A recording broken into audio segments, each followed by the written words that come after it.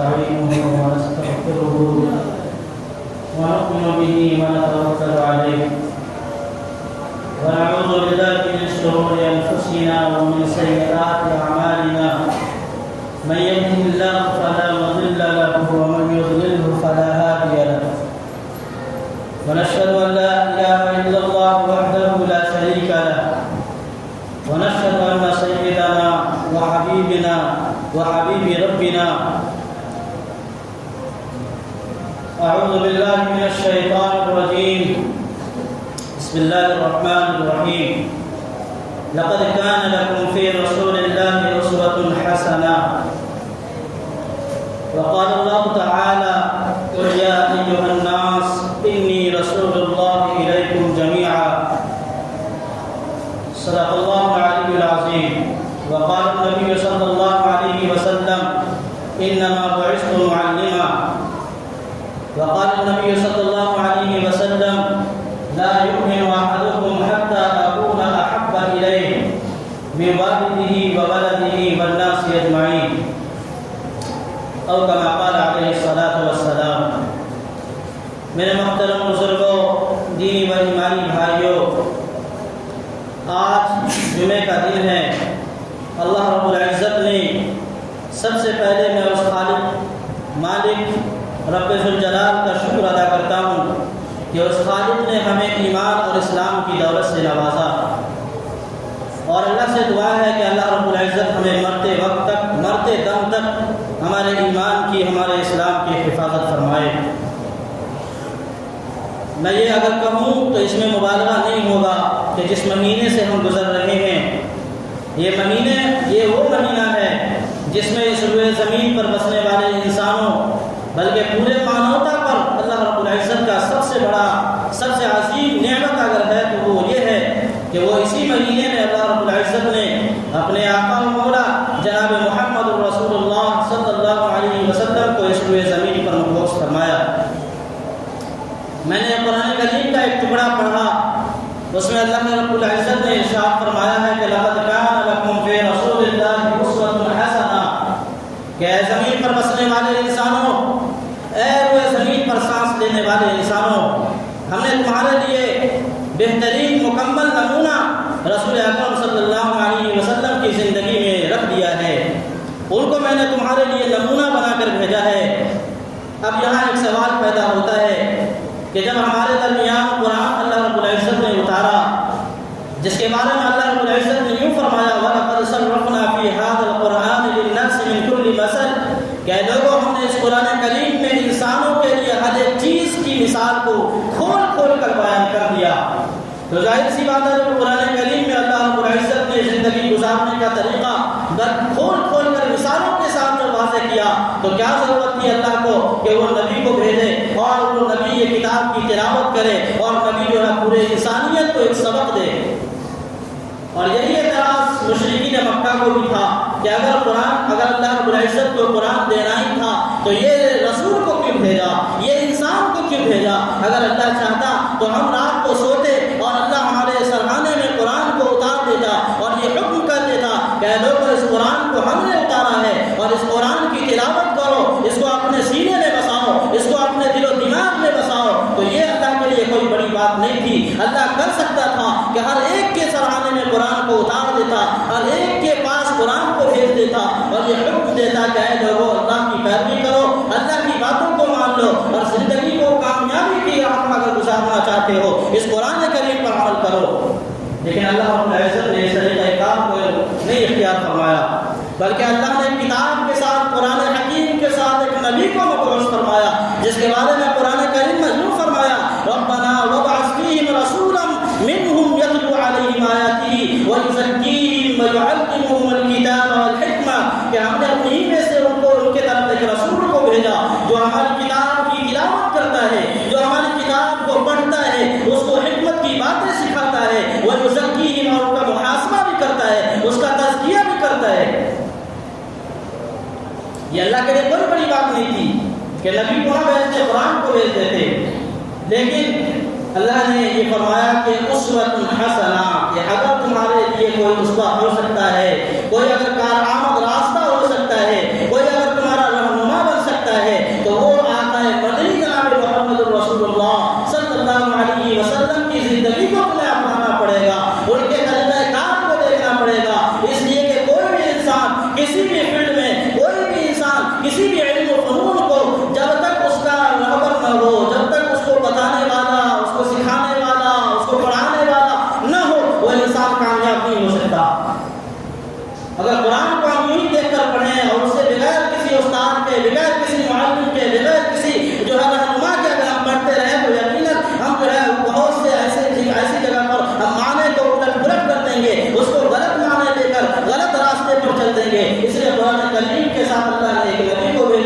وہ قرآن کی تلاوت بھی کریں، اس کے ساتھ اس کے مفہوم کو بھی بتائیں، اس کے طریقہ کار کو بھی بتائیں۔ یہ اللہ رب العزت کا ایک طریقہ کار ہے جو انسانوں کی ہدایت کے لیے، انسانوں کی رہنمائی کے لیے، انسان کو کامیاب زندگی گزارنے کے لیے اللہ نے ہر دور میں نبی بھیجا تو نبی کے ساتھ کتاب بھیجا۔ کوئی نبی ایسا نہیں ہے، اگر کوئی کتاب ایسی نہیں ہے جس کے ساتھ کوئی نبی نہ آیا ہو۔ موسیٰ آیا کتابیں لے کر آئے، عیسیٰ آئے کتابیں لے کر آئے، داؤد علیہ السلام آئے کتابیں لے کر آئے، آخری میں ہمارے محمد رسول اللہ صلی اللہ علیہ وسلم آئے تو کتاب کے ساتھ آئے، اور یہ وہی کتاب ہے جس کی تعلیمات کو لے کر، جس کی رحمانیت کو لے کر، جس کی وحدانیت کو بتانے کے لیے اللہ رب العزت نے اپنا رب ماننے پر، اپنا رب منوانے پر راضی کرنے کے لیے لوگوں کے درمیان نبی کو بھیجا۔ ایک مثال یوں سمجھیے تو کوئی انسان ذہن کا تیز ہے، وہ انگریزی بھی جانتا ہے، سائنس کو بھی جانتا ہے، اب اگر وہ چاہے کہ ہم بغیر کسی ٹیچر کے، بغیر کسی استاد کے، بغیر کسی معلم کے، ہم اپنی ذہانت کے بلبوتے پر اگر ہم ڈاکٹر بن جائیں، اگر ہم کتاب کا مطالعہ کریں، سائنس کی کا مطالعہ کریں، میڈیکل کا مطالعہ کریں، اور مطالعہ کرنے کے بعد ہم ڈاکٹری شروع کر دیں، علاج شروع کر دیں، تو یقیناً یہ بات کہی جا سکتی ہے کہ وہ انسان دنیا کو تو آباد نہیں کرے گا بلکہ قبرستان کو ضرور آباد کرے گا، وہ انسانوں کو مارنے کا سلسلہ شروع کر دے گا۔ اس لیے آپ دیکھتے ہیں کہ جب کوئی اسٹوڈنٹ، جب کوئی طالب علم، جب میڈیکل میں جب تیاری کرتا ہے، میڈیکل کی پڑھائی پوری ہونے کے باوجود بھی وہ ایک ماہر ڈاکٹر کے پاس، ایک تجربہ کار ڈاکٹر کے پاس اس کی ٹریننگ کی جاتی ہے، اور تب اس کو پہلے سرٹیفکیٹ دیا جاتا ہے کہ تم معاشرے میں جا کر علاج لوگوں کا کر سکتے ہو، اس سے پہلے کوئی علاج نہیں ہوتا ہے۔ اس کی وجہ یہ ہے کہ جب وہ کتاب کو خود سے پڑھے گا اور اس کی کوئی پریکٹیکل نہیں کی جائے گی، اس کا کوئی تجربہ نہیں ہوگا، تو معاشرے میں جا کر اگر وہ ایک کا علاج کرے گا، ایک اگر اس کے علاج سے صحیح ہوگا تو 10 قبرستان ضرور چلے جائیں گے، 10 لوگوں کی موت ضرور اتر جائے گی۔ اللہ نے عجیب و غریب انسان کو، عجیب و غریب دنیا کا نظام بنایا ہے کہ ایک تو وہ انسان ہے، ایک وہ مخلوقات ہے جس کی ہدایت کے لیے، جس کا راستہ بتانے کے لیے اللہ نے معلم بنا کر کسی کو بھیجا ہے، اور ایک وہ مخلوقات ہے جو انسان پیدا ہونے کے بعد وہ کسی معلم کا محتاج نہیں ہوتا، وہ کسی استاد کا محتاج نہیں ہوتا۔ آپ پانی میں مچھلی کو لے لیجیے، مچھلی کی جب پیدائش ہوتی ہے وہ پیدا ہونے کے بعد تیرنا شروع کر دیتا ہے، اس کو کسی استاد کی ضرورت نہیں پڑتی، اس کو کسی معلم کی ضرورت نہیں پڑتی، لیکن ہم انسان ہیں جس کی معلم کی ضرورت اللہ نے فرمائی ہے، اور اس کی ہدایت کے لیے قرآن کے ساتھ معلم کو بھیجا ہے۔ آپ حضور صلی اللہ علیہ وسلم کے پہلے کی زندگی کو دیکھیے کہ کیسی کیسی برائی میں لوگ مبتلا تھے، کوئی ایسی برائی نہ تھی جو میں نہ پائی جاتی تھی، جس کے گھر میں جتنا پرانی شرابیں رہتی تھی وہ اپنے آپ کو اتنا معزز سمجھتا تھا، وہ اپنے آپ کو اتنا اعلیٰ سمجھتا تھا، اور یہ فخریہ طور پر اپنے مجمع میں، اپنی محفل میں، اپنے لوگوں کے سامنے یہ تذکرہ کرتا تھا کہ ہمارے گھر میں اتنی پرانی شرابیں ہیں، ہمارے گھر میں اتنی دنوں کی شرابیں ہیں۔ وہ انسان سمجھتا تھا کہ تم اتنے معزز ہو، تم اتنا اعلیٰ ہو کہ تم اتنی پرانے شراب رکھے ہو۔ لڑکیوں کے ساتھ زندہ درگوری کا معاملہ تھا، لڑکیوں کو زندہ دفن کر دینے کا معاملہ تھا، گھر سے کہ دنیا میں کوئی ایسی برائی نہ تھی جو ان میں نہ پائی جاتی تھی، لیکن اللہ رب العزت نے جب اللہ کے نبی کو مبعوث فرمایا تو سب سے پہلا لفظ جو دیا وہ اقرا کا لفظ دیا کہ اے نبی آپ پڑھیے اس رب کے نام سے جس نے آپ کو پیدا کیا، اس لیے کہ وہ تمام برائیاں جو تھیں اس کی وجہ تھی جہالت تھی، لوگوں کا علم نہیں تھا، لوگوں میں جو ہے کتاب قرآن کی، کتاب حدیث کی جو کوئی علم نہ تھا، لوگ جہالت کی وجہ سے یہ کام کرتے تھے۔ ایسا اگر ہوتا تو اللہ یہ کہتے کہ تم شرابیں چھوڑ دو، تم جوا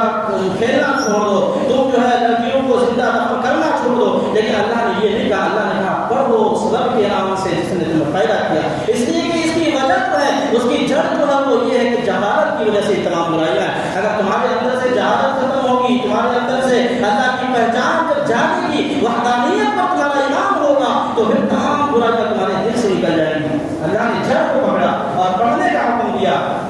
آج انسان اگر مچھلی پر قیاس کر کے اپنے بچے کو جب پیدائش ہونے کے بعد دریا میں ڈال دے اور یہ کہے کہ جس طرح مچھلی کا بچہ تیرنے لگا ہمارا بچہ بھی تیرنے لگے، اس کو جو ہے سکھانے کی ضرورت نہ ہو، تو یہ یقیناً یہ بات کہی جا سکتی ہے کہ وہ بچے کو اپنی موت کے گھاٹ اتارنے کے علاوہ اس کے اوپر کوئی احسان نہیں کر سکتا۔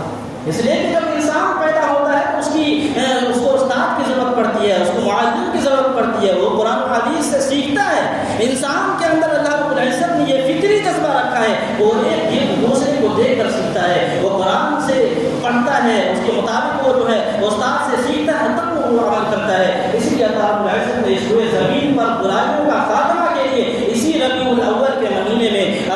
ہمارے اور آپ کے آقا و مولا جناب محمد رسول اللہ صلی اللہ علیہ وسلم کو مبعوث فرمایا، اور اس لیے فرمایا کہ ہم ہدایت کا راستہ اختیار کر لیں، جہنم سے ہمارا راستہ ٹوٹ جائے، جہنم سے ہمارا ناطہ ٹوٹ جائے، ہم جنت میں جانے والے بن جائیں اور اللہ رب العزت کو راضی کرنے والے بن جائیں۔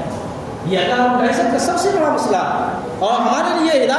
ہماری ہدایت کے لیے اللہ نے ہمارے لیے کتابوں کو بھی بھیجا، نبی کا سلسلہ جاری کیا، اس کی کوئی اور وجہ نہیں تھی، اس لیے کہ ہمارے لیے معلم کا ہونا بہت ضروری ہے، ہمارے لیے استاد کا ہونا بہت ضروری ہے۔ کوئی قرآن اگر کھول کے پڑھے تو قرآن میں فَإِذَا قُضِيَتِ الصَّلَاةُ فَانتَشِرُوا فِي الْأَرْضِ وَابْتَغُوا مِن فَضْلِ اللَّهِ، کہ لوگوں جب نماز کو قائم کر لو تو پھر زمین میں پھیل جاؤ اور اللہ کے رزق کو، اللہ کی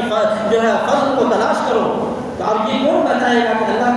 کے فضل کو کیسے تلاش کی جاتی ہے؟ یہ کون بتائے گا کہ حرام مال سے ہمیں بچنا ہے، حلال روزی ہمیں تلاش کرنی ہے؟ اگر کوئی معلم اسے نہیں بتائے گا، اگر کوئی بتانے والا نہیں بتائے گا، تو لوگ چور اور ڈاکو کی طرح جو اپنا رزق تلاش کریں گے کہ چلو اللہ نے کہا زمین پر پھیلے، کسی کو جو قتل کریں گے، کسی کے زمین کو ہڑپیں گے، کسی کے مال کو ہڑپیں گے۔ یہ ہمیں کون بتائے گا کہ یہ حرام ہے؟ ہمیں حلال طریقے سے روزی کمانا ہے، اور اللہ نے جو قرآن کریم میں یہ آیت نازل کی وہ حلال روزی تلاش کرنے کی بات کہی ہے۔ اس لیے میرے بھائیو، آج یہ وقت کا تقاضا ہے کہ مسلمان جن حالات سے دو چار ہے وہ ان کو یہ ضرورت ہے، سب سے ضرورت اب یہ ہے کہ ہم سیرت رسول کو پڑھیں۔ یہ ربیع الاول کے مہینے آنے پر صرف جلوس نکالنا ہمارا کام نہیں ہے، محرم آنے پر صرف جلوس نکالنا ہمارا کام نہیں ہے۔ اللہ نے اللہ کے نبی نے فرمایا لا یؤمن احدکم حتی اکون احب الیہ من والدہ وولدہ والناس اجمعین۔ ہم نے کہا کہ ہم ایمان لائے ہیں،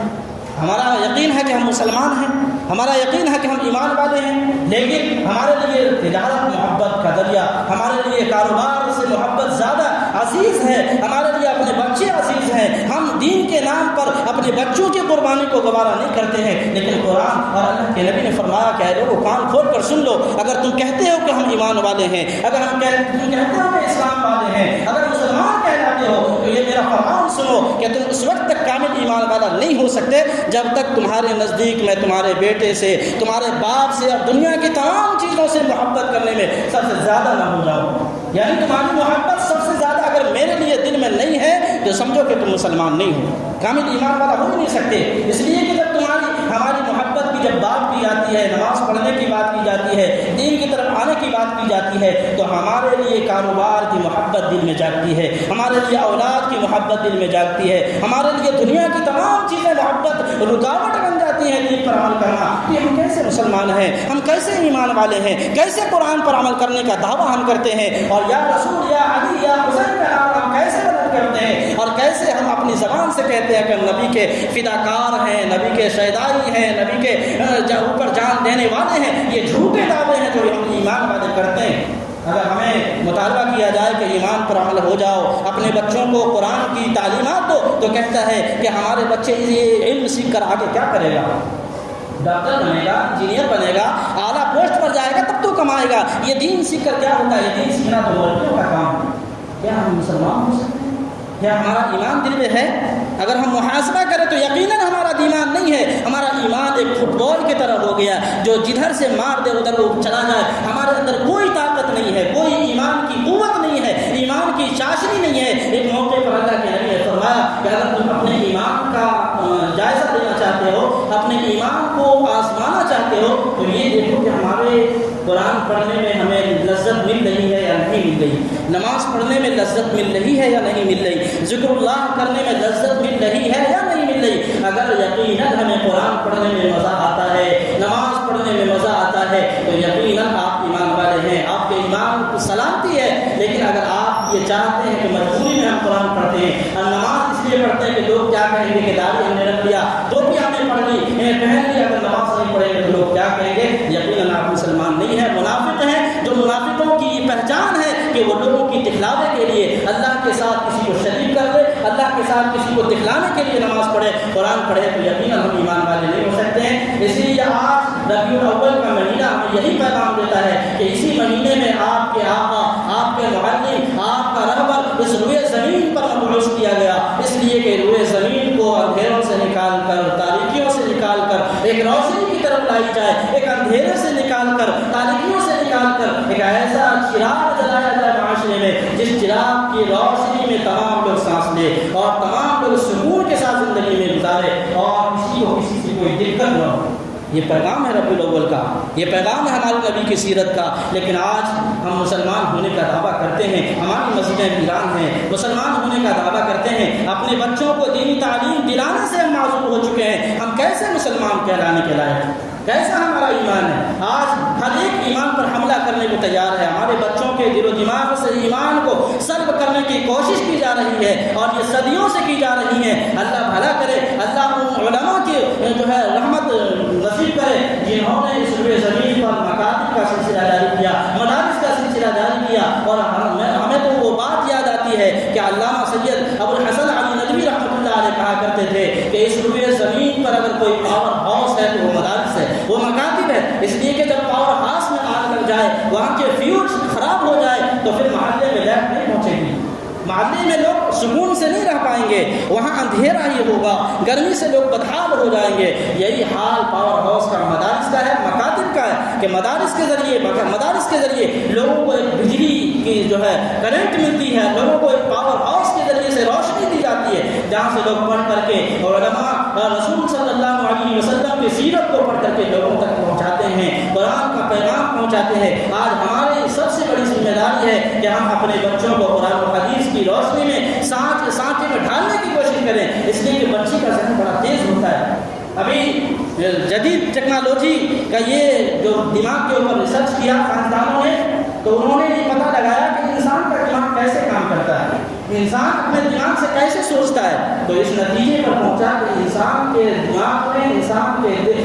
سر میں ایک نیورون ہے جسے نیورون کہا جاتا ہے۔ جب انسان کچھ سوچتا ہے، کچھ یاد کرتا ہے تو دو نیورون آپس میں ملتے ہیں، اور جب ملتے ہیں تو انسان کا دل، انسان کا دماغ اس کو سیو کر لیتا ہے، اس کو اپنے دل میں، دماغ میں بسا لیتا ہے۔ یہی انسان کی سوچنے کی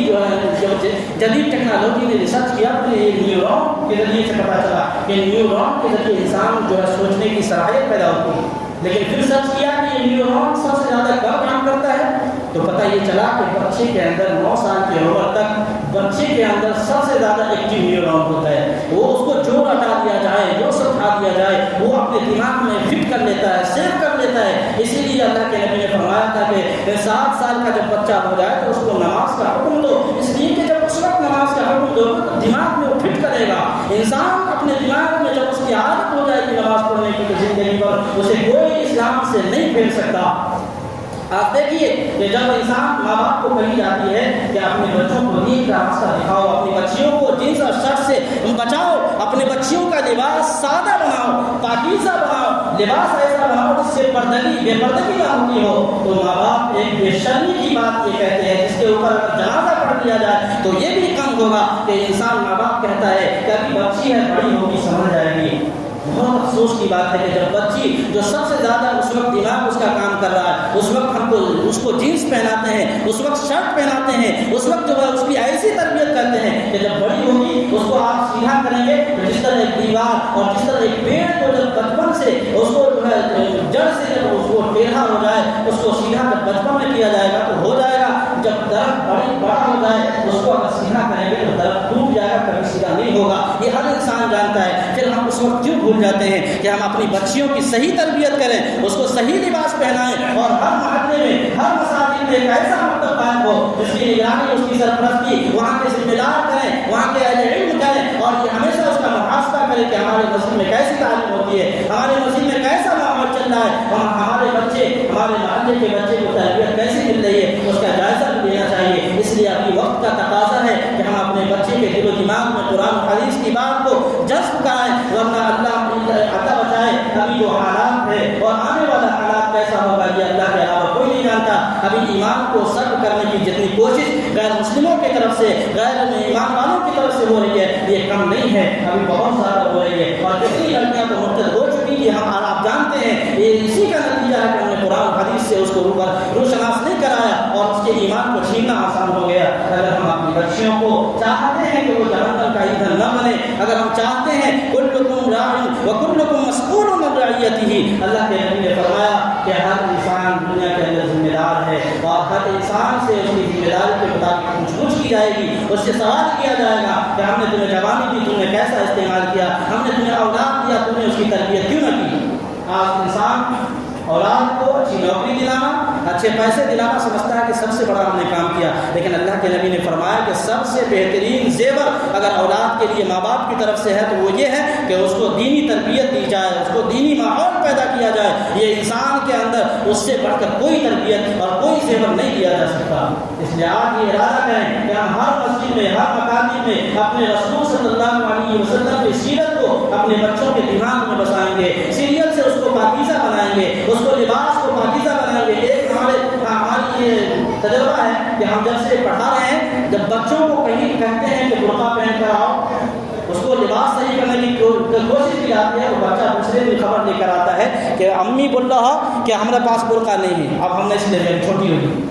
کتنی بدتمیزی کی بات ہے کہ ماں باپ کی طرف سے یہ تربیت بچوں کو دی جائے. اگر اس کو ہم برقع سلا دیں، اس کی اچھے لباس کا انتظام کر دیں تو کیا بڑی بات ہے، اس کے ذہن صاف ہوں گے، وہ پاکیزہ ماحول میں تربیت پائے گا اور آگے چل کر اس کے ایمان کو چھیننا کافروں کے لیے بہت مشکل ہے. اس لیے بھائیوں، بیان کرنے کی بات نہیں ہے، بیان بہت سارے ہوتے ہیں. اصل مقصد ہمارا یہ ہے کہ ہر مساجد میں مکتب قائم ہو، ہر مساجد میں دینی ماحول پیدا ہو، ہمارے ہر محلے پورے سپول کے پوری دنیا میں ایسا انقلاب برپا کیا جائے جیسا حذیفہ استانی صاحب جو ہے ہم کر رہے ہیں، پورے ہندوستان کا دورہ کر رہے ہیں، ہر جگہ مکتب کو قائم کر رہے ہیں. اس لیے کہ جب بچہ دینی ماحول میں تربیت پائے گا تب وہ جا کر بڑے مدارس میں یا بڑی فیلڈ میں جا کر کے اچھا کام کرے گا. اس لیے آپ سے ارادہ کریں کہ اپنے بچوں کی تربیت ہم صحیح طریقے سے کریں گے اور پاکیزہ ماحول سے عطا کریں گے اور اپنے مساجد کو آباد کریں گے. آزان ہونے کے بعد کوئی ہوٹلوں کو آباد نہیں کرے گا، کوئی گھروں کے بستروں پر نہیں سویا رہے گا، کوئی مارکیٹ میں گھومتا ہوا نظر نہیں آئے گا. آپ یہ بات کا تحیہ کریں، ارادہ کریں. اللہ ہم سب کے ارادے کو قبول فرمائے، اللہ ہم سب کو پکا سچا مسلمان بنائے، ہمارے ایمان کی اللہ ہم